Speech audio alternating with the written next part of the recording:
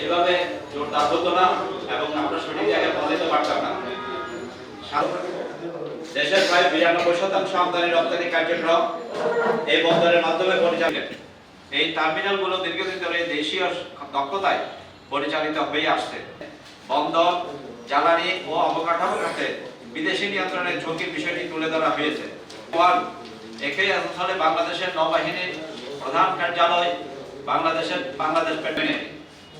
আমরা উদ্বেগের সঙ্গে লক্ষ্য করছি যে বন্দর চেয়ারম্যান, শ্রমিক কর্মচারীদের প্রতিবাদ এবং দেশপ্রেমিক জনগণের প্রতিরোধের মুখে এটি বাংলাদেশের সার্বভৌমত্ব, নিরাপত্তা ও স্বাধীন অর্থনৈতিক বলে বিভিন্ন মহলে আলোচিত, তারা এখনো বহাল রয়েছে।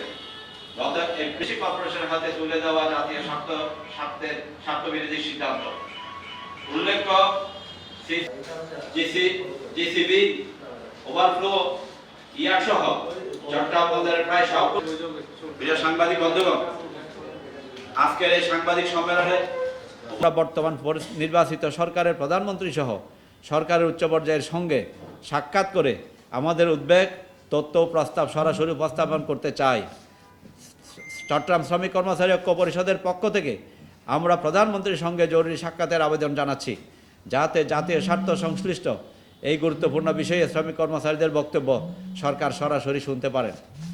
আমরা বিশ্বাস করি, দেশের জনগণের স্বার্থকে প্রাধান্য দিয়ে সরকার চট্টগ্রাম বন্দরকে বিদেশি নিয়ন্ত্রণে দেওয়ার যে কোনো অপচেষ্টা থেকে সুস্পষ্ট ঘোষণা দিয়ে সরে আসবে এবং শ্রমিক কর্মচারীদের ন্যায্য